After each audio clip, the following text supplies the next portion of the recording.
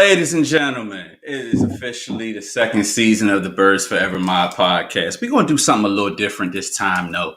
We're going to start off this season correct. I'm your host, BG, of course. We're usually joined by the usual suspects, but this is something that I wanted to do special for someone that I know and love that's near and dear to me. First off, we got to pay the bills. This podcast is brought to you by the Workhorse Athletics, the one that gets the job done at all costs.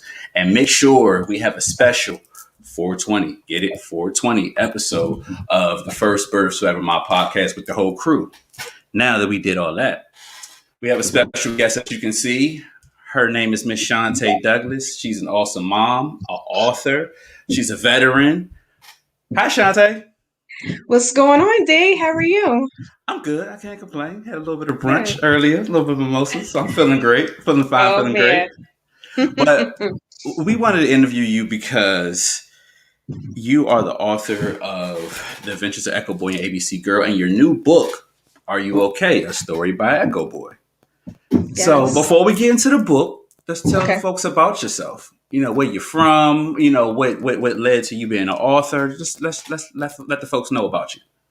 My name is Chante Douglas. I am from Philly girl through and through. What led me to becoming an author? I really fell in love with English class from like junior high school to like my freshman year of high school. When I was first introduced to the late Dr. Maya Angelou. The first time I actually got to read I Know Why the Caged Bird Sings in junior high, I want to say. And then I got a chance to see the movie that was based off the book. And she really just like changed my life as far as poetry, the topic she was talking about, just her life, right, and how she was so unapologetic and how she wrote about things that she really just wanted to connect to you on a very emotional level. And then when I got to high school, I think like my sophomore year, we were reading like a lot of her poetry, like Phenomenal Woman and Still I Rise. Like those two pieces of poetry, I think changed me for the rest of my life as far as like how I wanted to write and everything. I always, every time I do an interview, I want to shout out my English teacher that I still talk to this day. The one that really told me I had some sort of talent. You know, she really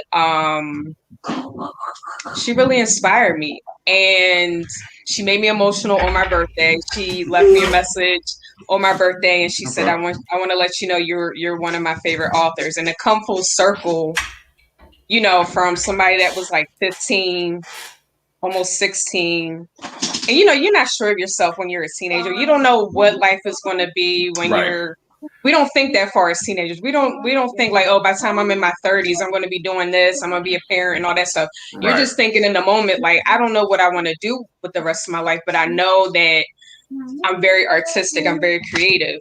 And how she would have us,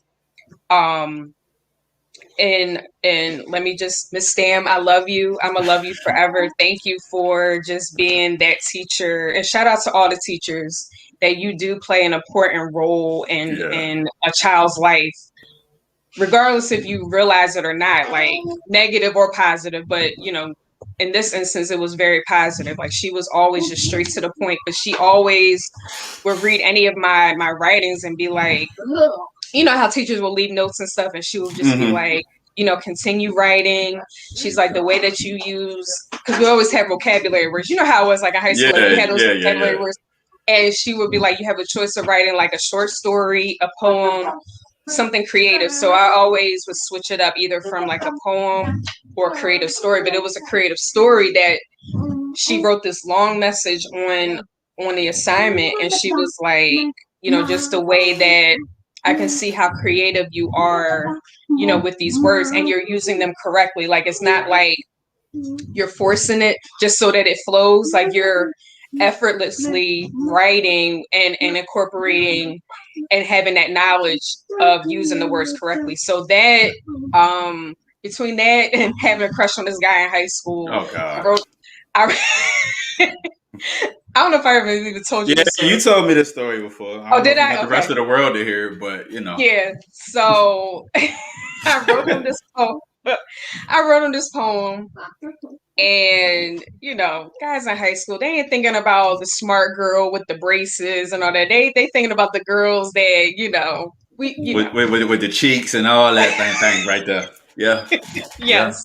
Hmm. So he read it, didn't really respond or anything. I mean, it is what it is. But after that, after high school, I would write, but I didn't have a specific style yet. And I wasn't grounded as a writer. I think now I'm very grounded in what I want to talk Hmm. about and the subjects that I think are important for people to read about. Right. Um, I was really scared in the beginning as a writer. Like if I go back, and I'll explain why. Like, and this is what I tell people now. Like if you are thinking about being a writer, Hmm. just be brave as possible. Like just put it all out there because you never know how that might inspire somebody that's reading it. So Right. you Right. may Right. think like you're exposing yourself, and a lot of people don't want to do that. But that's how I was in the beginning. Like I would just write and then I could feel myself like holding back. And I think Hmm. like the the turning point was when I became a mom and the situations around it. Like, Right. I was in an extremely toxic relationship. It was a lot of emotions that sometimes we can't verbally express, and I had to write it. And that's what led to a lot of mini poetry books I was writing from my perspective as, a mom with an autistic child. And Hmm. then I was like, I really want to dive into children's books. Now, I know it's hard to believe, but even then, I was very intimidated in trying to write a children's book. And then I know it's as simple as it is reading it, it's a Hmm. certain structure and a style that you got to write for kids. It's not like writing for adults where our brains are kind of wired differently when we're reading. Right. Kids, you got Yeah. to Yeah. get their attention, it's got to have a certain pace, and it's got to be colorful. So many elements to a children's book that I didn't realize. Like I was doing a whole bunch of research because I'm like, if I'm gonna do this, I'm gonna do this right. You know what I'm saying? So let me So ask you this real quick. So you said that this one English teacher inspired you to go down this road and just fall in love with writing. yeah, I wish I could tell you the same thing. My English teacher, she told me I wasn't shit, and then literally I tell everybody I ain't shit. So you know, right. is that the man, the myth, the legend? You want to say hi? Hi. What's up, man? I see you. Hi. Say hi, everybody. Hi. You want to wave? Hi. Mommy. Family Feud. I can't play Family Feud right now. Family. Family. No, I can't play. I'll play after I'm done. Okay. Okay. All right. But yeah, continue. I'm sorry. No.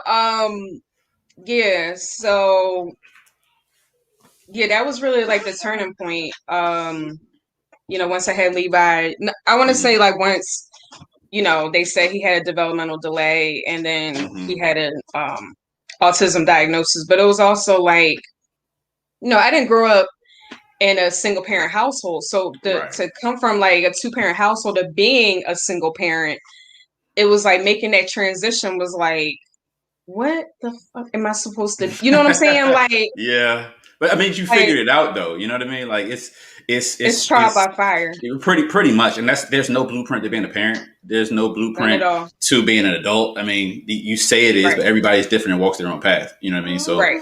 yeah, so I mean, you seem like you got it handled for the most part. But you know what? Like I'll get into that later. But um yeah, so I became more unapologetic when I started writing because Okay. I felt like as I was building my tribe, like other parents that have autistic kids, and Hmm. then just figuring out like how the school district really looks at kids who are autistic, and Hmm. the media looks at kids of color that are autistic, and that's a whole Right. other topic we can talk about. Yeah. But I just felt like there needs to be representation. Rightfully Um, so. Yes, indeed. and the two movies that I bring up all the time that was like pivotal for me as a children's book author was Enter the Spider-Verse and Black Mm-hmm. Panther. And, you know, people say a lot of stuff like, you know, it's so cliche now to bring out these movies, but you can say that because you've been represented since the dawn of time. Like, our kids have not been able to see a black Yes. Spider-Man with curly hair and Mm-hmm. his mom is, you know, Hispanic and his dad is black. You know what I'm Yeah. saying? Like, Yeah.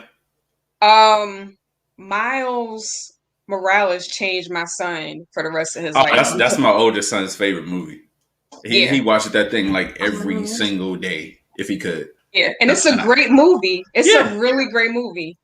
I just remember sitting in the theater because Levi always used to struggle sitting in the theater, like, Mm-hmm. and it could be any kids movie. He'd be up. We specifically had to go and do like the special needs like time frame, so I won't be a Yeah. person, not a parent, because they're like, well, how's he doing? You know what I'm saying? So it just so happened the time that I could take him to go see Spider Verse, it was just a regular time. So I'm like, all right, it's early. Let's just go. Somebody say something smart. You know, I Right. got that look. Right. He didn't move, D. Like, you know how long that movie is. He sat there the Mm-hmm. whole time. Like, he was humming, and he starts humming when he gets like real hype about something. Yeah. He would not move out of that chair. And that's when I knew, like, That's his alter ego right there. yeah, Yeah, that's his alter ego right there. I've seen the yeah. pictures of him in his Miles In his Morales costume. costume. Yeah. Yeah. Yeah. He Yeah. identifies with him so much, and it's something that's needed. And then you look at Black Panther, you see kids all over the world, Yes. you Yes. know. Yes. And rest in peace to Chadwick Boseman. Just just to be a part of that project and know that that's going to stand the test of time, and how that's going to influence, you know, future comic book artists and future directors and actors and writers like me. You know what I'm saying? There you Like, go. it was those movies that really, I was like, you know what? I'm like, but I don't see black kids with autism as superheroes. So I started brainstorming, Mm-hmm. and I always got to shout out Reggie Byers. Reggie, I love you. Thank you for just your heart, your talent, because when me Yeah, and he him has some dope collaborate, illustrations, man. Some real yeah, dope illustrations. He could draw us behind though.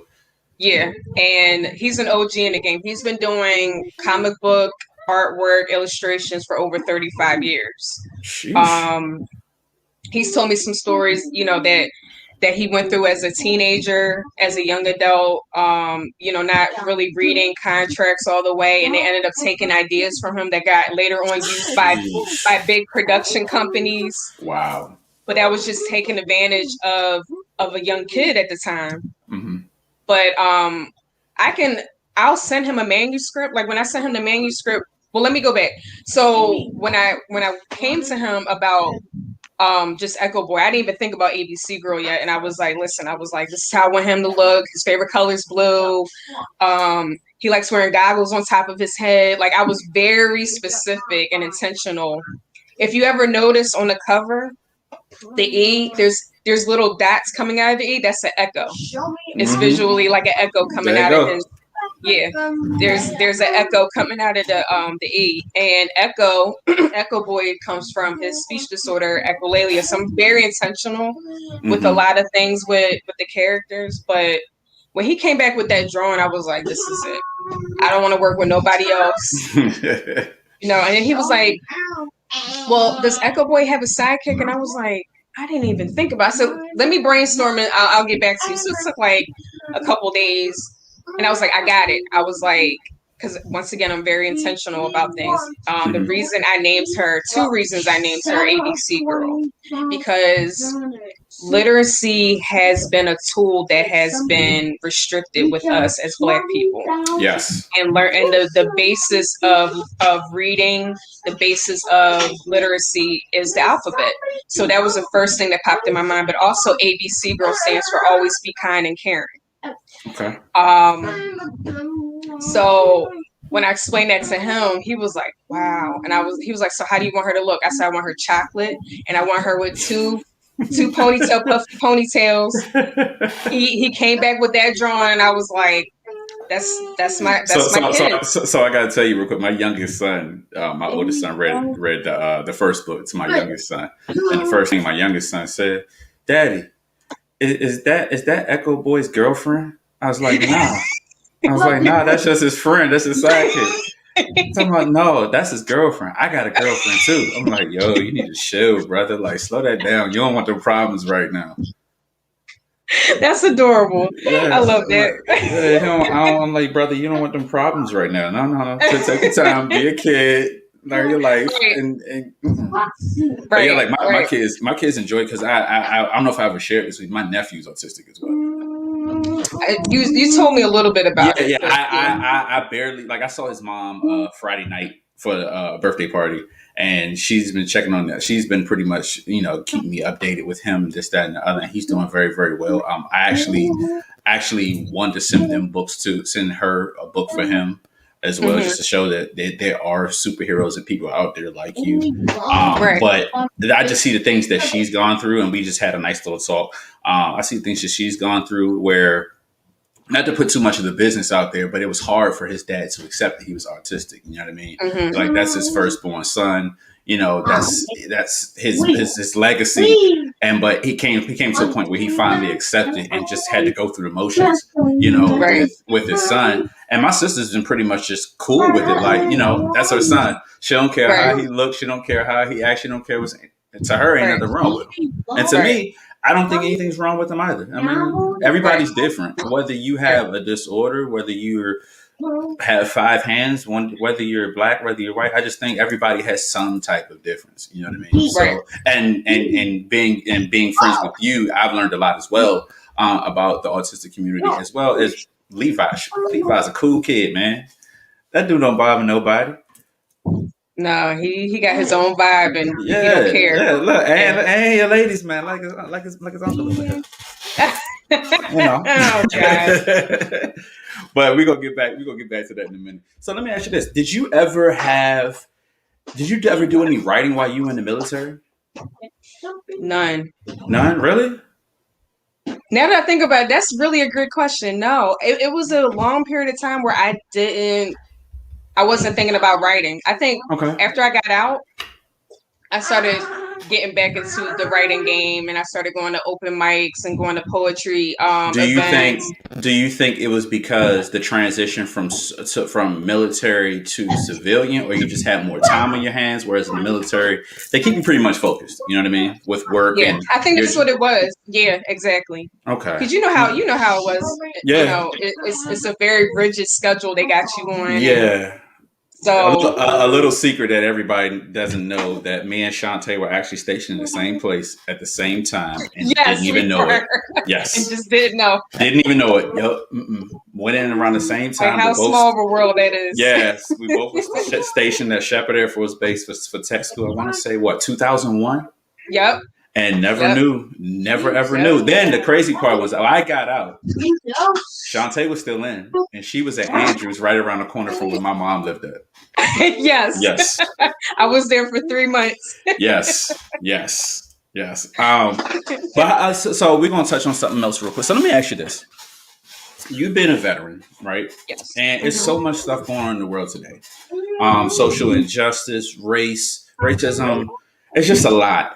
How do you feel as a veteran? If say for instance you were in that and you were fighting for your country, like how would you feel as an active military member in this society that we're in now in this country? Man, I think I had this conversation like briefly on the timeline last year in the heat of George Floyd and Breonna and Ahmaud and so many other people we lost last year. Mm-hmm. And Vanessa, forgot her name. May she rest in peace. The girl from the army that was murdered. Yes. We got to go back to the oath that we take when we get sworn in to protect against all enemies, foreign and domestic. It's that not domestic foreign part anymore. Right. That domestic part. It's the domestic that we got to worry about. Yeah. That they don't focus on. They put these smoke screens up that our enemy is in Saudi Arabia or Iraq or Afghanistan or South Korea or whatever. No, they ain't thinking about us. Guess what's going on here? Yeah. all these And, mass shootings and it was blatant. It was blatant when we saw last week or 2 weeks ago the active military member that was pulled from his car and maced in full uniform.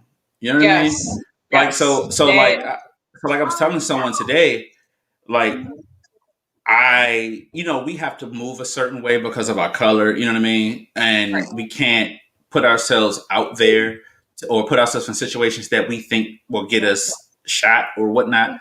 But for the yeah, most part, like you've seen my car, like I have military tags, and I used to think up until that point, seeing that service member getting pulled out of his car and maced, up until that point, I had military tags. Mine says veteran. And up to that point, I thought that it would protect me. And I'm being mm-hmm, realistic. I thought it would protect me, and to the point whereas I would not put myself in any self harm and stuff like that.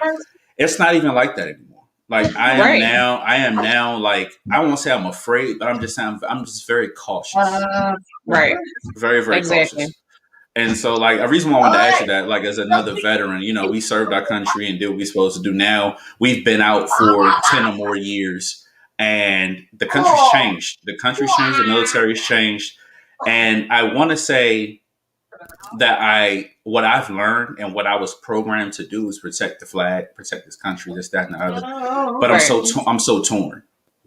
right, Because right, I'm third generation military. My grandfather was Army. My father was Army. I was Air Force, just like right, yourself.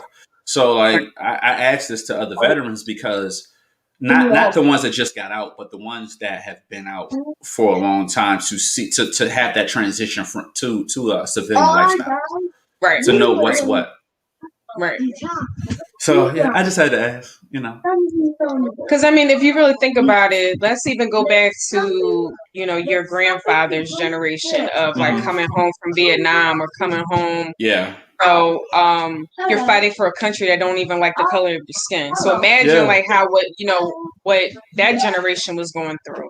Hmm. And I've been harassed before. There was one time I was coming from the base on my way home, pulled over, just happened to stop at the mall because the mall was on the way home, parked, just away from the cars or whatever. Police pull up and like, well, what are you doing? I'm in full uniform, getting harassed, just to be harassed. I'm not in traffic. I am parked. So it's just like that's not like that was still hurtful to see what happened to one of our fellow military members.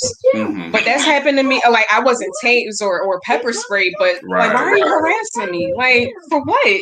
Yeah, and that's the crazy part. Like, my man was in full, just like yourself. He was in full uniform, Yep. and yeah, you can go to the store, the surplus, and buy some stuff like that. But I don't think I think that just takes too much for somebody to try to fake just to have some type of clout. You know what I mean? Right. So it just shows that like people they just don't care. They just don't care, and Right. um, right with saying that, it's a segue into you were a big advocate with the Matthew Russian situation. So Yes. can you tell us about that? So if anybody follows me on any social media platform, I'm always giving updates on him. I posted about his story. I did a fundraiser last summer I raised about $130 Hmm. for his GoFundMe legal services, which the family is going to still use. So the background story on Matthew is Matthew, just like any typical 22-year-old college kid driving, got into a car accident. And just like anyone else, you panic. It's a normal reaction. Hmm. Well, a witness gets out the car, approaches Matthew like, "Are you trying to fucking kill somebody? You trying to kill somebody?" So the thing with people with autism, including my son, is called echolalia. And echolalia, if you break down the word echo, meaning you repeat everything that you hear. It is a normal process of speech up until you're about 3.5, 4. It's normally supposed to phase out because that's how Okay. you learn language. But with kids with autism and adults with autism, that stays with them. Now, depending on where they're at on the spectrum, is different variations of it. Like Hmm. you hear my son in the background mimicking everything he hears, so I can even tell what he's mimicking. That's how on pitch he is with echolalia. Right. So they used that against Matthew when they arrested him. So they charged him with intentional aggravated vehicular manslaughter. Wow. Here's the crazy part. The person that got injured in the car accident didn't die. They just got injured. They were So in the that's what, hospital. so that's weird because manslaughter usually you would think that somebody gets killed or dies. So his mom told me, so when they went to trial, he had some BS public defender, Wow. and the judge threw at him 50 years. Um, yeah, threw at him 50 years, and then they knocked off 40 years. So the state of Virginia expected this young man to serve 10 years in prison. So when I first heard the story, the incident happened in 2019, Okay. and hold on, can you move the Mm-hmm. ball? You making a Um, cameo again? he keeps hitting the table and it's driving me nuts. Uh, so the incident happened in 2019. He was already in prison. By the time I found out about the story was like the beginning of 2020. Mm-hmm. And I remember talking to his mom on Facebook, and she sent me like all this information. So I was reading up on it, and I'm looking at him. That could be Levi, Yes. as a 22-year-old. I mean, from the complexion to the hair, the glasses, I was like, that could be Yeah. my son. Right. And I was just, I knew a lot of people didn't know the story, so I was constantly reposting it. Every time she posted something, I would screenshot it and post it. Or if you see me on Twitter, I'm Yeah. reposting stuff. I got into it with a lot of white autism moms. Like, the first thing out their mouth was like, well, why was he driving in the first place? I said, why not? I said, if we're advocating for our kids to be independent and to reach their whatever their level of potential is as an adult, Mm-hmm. why couldn't he? He Right. was already cleared from his neurologist and his other specialists that he was fit to drive. Now you got quote unquote normal people out here who can't drive worth a damn, but you worrying That about ain't the damn truth. and you worrying about a young man with autism. Like half of these people be drunk out here driving, but that's cool. Okay. Yeah. But the long story short, his mom is a beast. When I tell you she has inspired me so much to take advocating to another level for Levi. I mean, she was blasting it everywhere, and she to the point she reached Beyonce's mom, Wow. Holly Robinson Pete, and what's the lady from the Halloween movies? You know who I'm talking about. Jamie Lee Curtis. Yeah, Jamie Oh Lee wow. Curtis. Wow. Yeah, so Wow. Wow. she started getting like a lot of the big autism groups Wow. involved. What's that organization that helps the wrongly convicted? They got involved. That they were actually the ones that was able to get the pardon from the governor of Virginia. Good for that. Hey, listen, Virginia is a whole nother monster as far as two sides Yeah. of it because you see the side that what the V in the DMV is Virginia, it's Northern Virginia, but it's not that what's that Newport News and Richmond. Virginia's a Right. big state, Right. and they're usually in what I think the capital is Richmond or something like that. So yeah, it's a little fucked up situation down there. It's a tale of two Yeah. cities, literally. Right. Right. So he was released officially March 29th. And probably the best birthday present I could have because to see Good him. job. His mom posted the video of because the CEO's got to they had to escort him out, Mm-hmm. and how emotional she got. Of course, I cried because it's like no mom wants to go. You're just emotional. Period. Yeah, I am. I'm a big baby. I'm a big crybaby. But it was just emotional because like he had got assaulted. He got beat up in prison. Wow. I know she's going to be going through another legal process with the state because when he Mm-hmm. got into the accident, they never took him to the hospital. They just arrested Oh him. wow! They just took him straight to And jail. yeah. So since he's been out and it's been like at least 2.5, 3 weeks. So he's had doctor's appointments. They said he suffered a seizure from that car accident. So he was sitting in jail for almost 2 years, with no proper medical attention at all. And then when he got assaulted in prison, he got kicked in the head and all they gave him was Motrin. Oh boy. So yeah, he's going through a lot of support services, and I just wish him all the best. She sent me of course, I'm a crybaby, but she sent me a message. This was like a week before he got released, and she was like, before things get crazy and Matthew comes home, she said, thank you for always believing in Matthew. Thank you for always being supportive.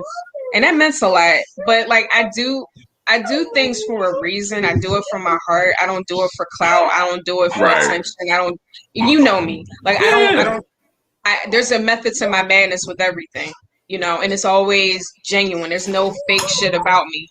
Right. So yeah, that was probably one of the bright spots this year so far, seeing him come home, That's a good thing, and the world needs more people like yourself. That people only look at the things that we've gone through as Black people, and they look at the things that the Asian community has gone through recently as well. But nobody ever looks at the autism community. They don't look at. They just now focusing on the mental illness side of things. So nobody looks at that side. They just look at colors. Now, shout out to you and those who do. Also, who's a big advocate? Prince Blue. Shout out to my brother Prince Blue. Shout out to Prince. Yeah, because he goes. Yeah, he's doing a damn thing. He's doing a thing. Yeah, and then it's and another wife. person. Yeah, and his wife. Yes, yes. Shout out to Taika and Prince. Yeah. Yes, for sure. But nobody ever. People you see on the news, you cut on CNN, Fox News, whatever you decide to watch, and you see Black man or Asian man or white man, or nobody mentions autism as a big topic to discuss. Discuss as on the same platform. Right. So we need more people like you and the Prince Blues and his wife to discuss these things, because, like I said, like, this is our future. Your son's the same age as my son. Right. You know what I mean? And they're walking down the street, say for saying they're walking down the same street. Okay, yeah, Levi's been diagnosed with autism and my son hasn't. But at the same time, there might be a situation where they're in the same situation, for that matter, and Levi might get persecuted just like Matthew did because of what's going on with him. So yeah, like, you a superhero yourself, because it's one thing for me to teach my son how to move to be a Black man. It's another thing to teach your son how to move to be a Black man. Teach your son how to be a Black man, and for the world to accept you for the way that you are. You know what I mean? Absolutely. It's a lot. So so this book. So what's up with the second book though? You got the red hair in the book, and then the red hair on the. Listen, that was all Reggie's idea. Reggie surprised me with that, because I told him, like, I'm very intentional with like I said, with all my books.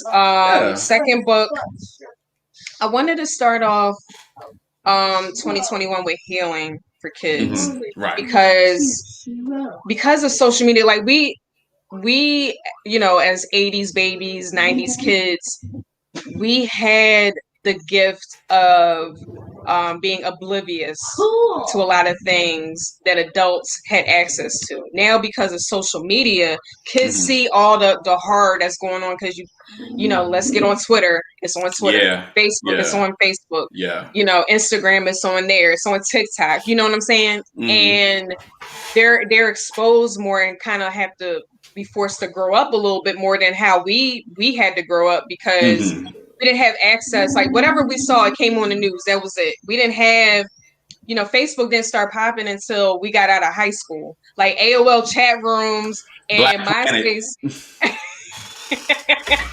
I'm sorry, I'm showing my age, ladies and gentlemen. You know what I'm saying? So, we tend to overlook our kids and how they mentally deal with things. Right. The inspiration behind the second book, it was an incident that happened to my son when he was about 4, actually a week before his 5th birthday, a week before the Eagles won the Super Bowl. I get a phone call. Someone found Levi outside. with no clothes on. Only thing he had on was underwear, wandering a very not safe neighborhood in a high traffic area. And I was at work. It was like the worst day as a parent. You know what I'm saying? I Because can imagine. and I said some choice words to, his other grandma. I said some choice words to his dad. Mm-hmm. If you know me very well, you know how I talk when I'm angry. Mm-hmm. It played a huge part in my my PTSD. I'll say that Okay. much. Okay. It's very hard for me to trust people watching my son even now. You know what I'm Right. saying? Like I Right. really got to know you to be like, all right, can you just, watch Levi for a couple hours so I can just do something for me? You know what I'm saying? Exactly. Yeah. But thank God, my son didn't get hit by a car. He wasn't kidnapped. He wasn't. There's a lot of things that I'll never know because he can't verbally tell me. Right. But the title, Are You Okay, is actually a question he always asks me all the time. So that's where I got the title. It's like, Okay. Are you okay? Are you okay, Mom? Are you okay? So I don't go into full detail. You read the book to your kids. So I don't go into Yeah. full detail of what happened to Levi because I specifically wrote it to help kids who have been traumatized. I had Mm-hmm. kids who've been bullied or whatever the situation that would warrant to have a terrible, terrible day. So yeah, it's a labor of love. It really is a labor of love with that book. Yeah, I remember talking to you through it through the process, and like you put your heart and soul into this one. Like you you you put your foot in that one. Like when they say people cook, you put your foot Yeah, in it. You right. put your foot in I that one. appreciate that. I Yeah. appreciate So that. like with this one, so you topped the first book with this book. The second book, do you think that it'll be maybe a saga or a series of books that you Oh, can? absolutely, So absolutely. so what's your goal? Like what's your goal as far as this series is concerned? I definitely. Well, I'm taking a break from writing for the rest of this year. Understood. Okay. I am emotionally and mentally burnt out. It's just been a lot. I mean, and me and you talk, and it's just been a lot. It's a lot. Um, his dad is locked up, so it's like, um, I don't have that consistent, like, okay, take a break, go see your dad for the weekend. I don't have that anymore. So it's like I don't have that time to decompress like I want to. That allows me to be creative. Mm-hmm. So I just need that break, and I think I can easily just write up something and push it out, but that's not me. That's not the Yeah. products that I put out for my readers. You know what I'm saying? It's all about quality. But next year, I got a whole team of kids coming. I won't go into detail about the rest of them, but there's going to be 5 more characters that I'm introducing. There's going to be a Okay. villain. Um, I'm not even gonna. That's all I'm gonna say. But when I tell Hey. you, this team, like, yeah, this. I mean, I'm smiling because like everything that I wrote out, like for each one of them, it's going to be amazing. It's just I know it's just going to take time to once I talk to Reggie, Mm-hmm. draw them out how I want them to look. I'm like 15% into the story, but Mm-hmm. every story's got to have like a beginning, an arc, and an end. And Right. the topic that I'm going to be talking about, I will say that is I'm going to be talking about racism. Ah. And Okay.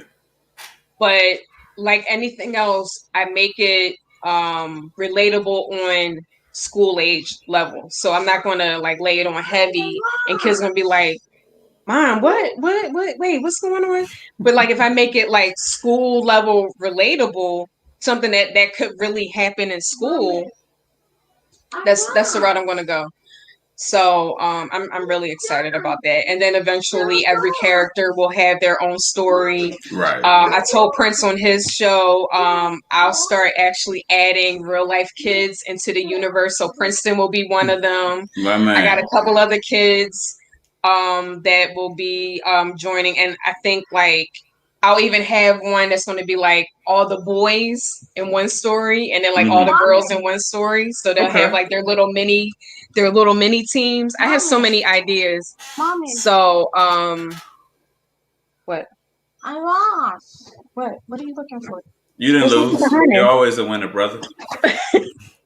Wow. What are you looking for? Behind there. What are you looking for? Look. I don't know. No, you have to tell me what you're looking for. I love whining. What? Please. No, we're not whining though. So tell me what you're looking for. See? What? See? They're gone. Now you just okay. All right. So because he wants my attention. That's all. That's all that is. I'm sorry about that. My kids do that with their mom too, man. It's yeah. So I'm happy for you, man. Like in the things that you're doing, I'm looking forward to the next one. I'm looking forward to see what the future holds for you in the Echo Boy and ABC Girls series. But you know, as this is a football podcast, first and foremost, yes, I gotta ask you. I gotta ask you, what are you thinking about these Philadelphia Eagles? Oh man! And you know, listen. Before you say, this is not your regular podcast. This we say what we got to say when we want to say it, how we want to say it. So feel free to express your opinion.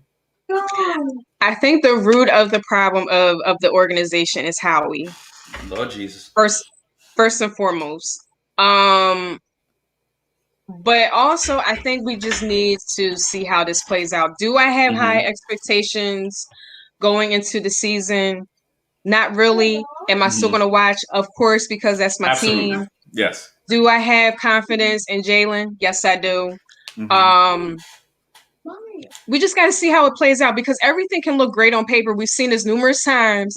You know, we get players and stuff looks, you know, oh, we got such and such, and oh, we just traded for, and then it's a dumpster fire the first, 6 games in the season. We're like, what just happened? Like, Doug, what are you doing? You know what I'm saying? Like, it's not there anymore. So I'm really curious to see how the new coaching staff gels with the team. Yes. We'll probably get like a really good temperature of the team once training camp starts and we start seeing like the live footage and you know when the players start tweeting and posting stuff about the chemistry with the new coach because this is entirely new coaching staff. I don't think there's anybody different. There's nobody left from last year, right? Jeff Stoutland in the offensive line. Oh yeah, that's right. Yeah. But everyone else is from the Colts, isn't it? And Howie. Yeah. But the rest of everyone else is from the Colts, right? It seemed like the majority of the coaches. The majority. You want to come? All right, come on. Yeah. Yeah. So I'm gonna leave my opinion for this Tuesday for you all to tune in. If anybody knows me, they know what I am and they know what I'm not. But I'm going to always tell you what it is. Right. Chante, tell them where to follow you at. So you can follow me on Twitter, which is Levi's Mom 82. You can follow me on Instagram, which is Echo Boy's Mom 82, and in my business page, Echo Boy and ABC Girl. I'm on Facebook, Chante Douglas. Feel free to send me a DM if you have questions.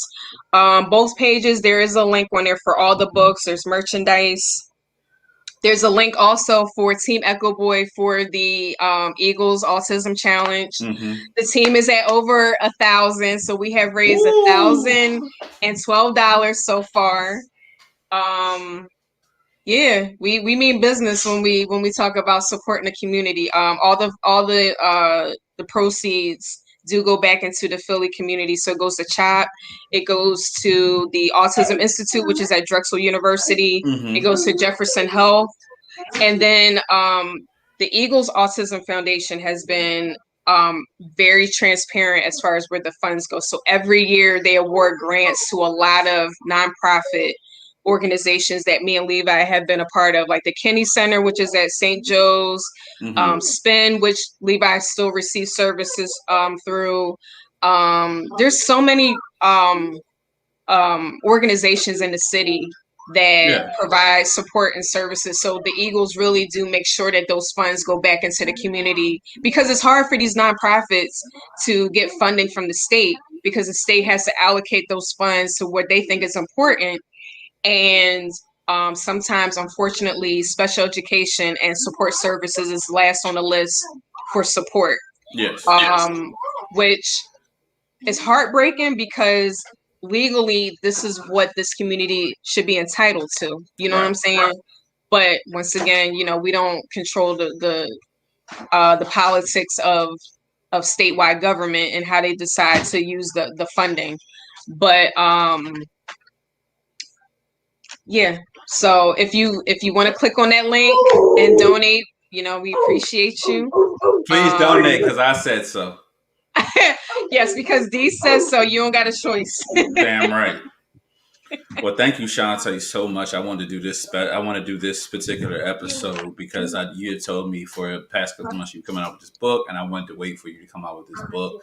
And I wanted to be one of your biggest supporters and support this thing and put it out there for the folks. And for the folks that follow me, listen, she's a good lady, man. Like she's a good friend, and she's a great mom. Like, follow her, Thank you. Stay tuned on Tuesday, 420 episode. And with that being said, we out. Bye, y'all.